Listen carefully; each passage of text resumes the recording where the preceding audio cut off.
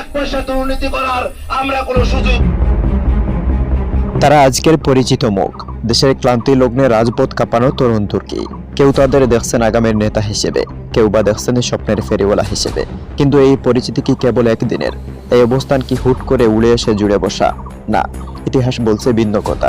আজকের এনসিপি নেতা ও সংসদ সদস্য আখতার হোসেন কিংবা নাসির উদ্দিন পাটোয়ারি, তাদের এই অবস্থান তিলে তিলে গড়া, রক্ত ঘাম আর অনশন দিয়েই লেখা এক দীর্ঘ সংগ্রামের নাম।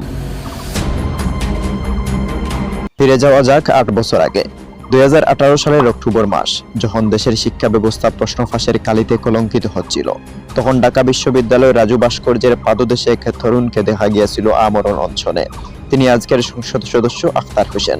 প্রশ্ন ফাঁসের মতো গুরুতর অভিযোগে পরীক্ষার রেজাল্ট বাতিল করে নতুন করে পরীক্ষা নেওয়ার দাবিতে নিজের জীবনের মায়া ত্যাগ করে টানা অনশন চালিয়েছিলেন তিনি। সেই সময় যখন অনেকেই আপোষ করতে ব্যস্ত, তখন এই তরুণ একাই লড়েছিলেন সিস্টেমের বিরুদ্ধে।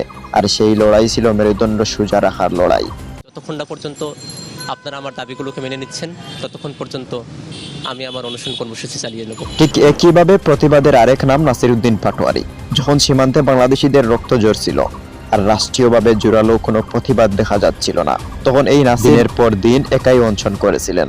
সীমানায় অন্যায়ের বিরুদ্ধে তার সেই নিঃসঙ্গ পদযাত্রা আর অনশন আজ অনেকেই মনে করিয়ে দেয়, দেশপ্রেম কেবল মুখে নয়, যন্ত্রণায় দগ্ধ হয়ে প্রকাশ করতে হয়। জীবনের সোনালী সময়গুলো তিনি কাটিয়েছেন রাজপথে, অন্যায়ের বিরুদ্ধে আপোষহীন থেকে। যারা মনে করেন এই নেতারা কেবল একটা আন্দোলনের ফসল, তারা মূলত ভুল করেছেন। আজকের জুলাই অভ্যুত্থান তারা যখন সামনের সারিতে বুক পেতে দিয়েছিল, তখন তাদের পেছনে ছিল দীর্ঘ বছরের লড়াইয়ের অভিজ্ঞতা। 2018 এর প্রশ্ন ফাঁস বিরোধী আন্দোলন থেকে শুরু করে 2024 ফেসিবাদের পতন, সবখানেই তারা ছিলেন সম্মুখ সারির যোদ্ধা। আখতার কিংবা নাসির, তারা রাতারাতি নেতা হয়নি। রাজপথে ধুলোবালি মেখে অনাহারে থেকে জেলের অন্ধ কষ্ট সয়ে তারা আজই জনগণের আস্থার প্রতীক। উড়ে এসে জুড়ে বসা নয়, বরং শিকড় থেকেই তারা গড়ে তুলেছেন প্রতিরোধের দেয়াল।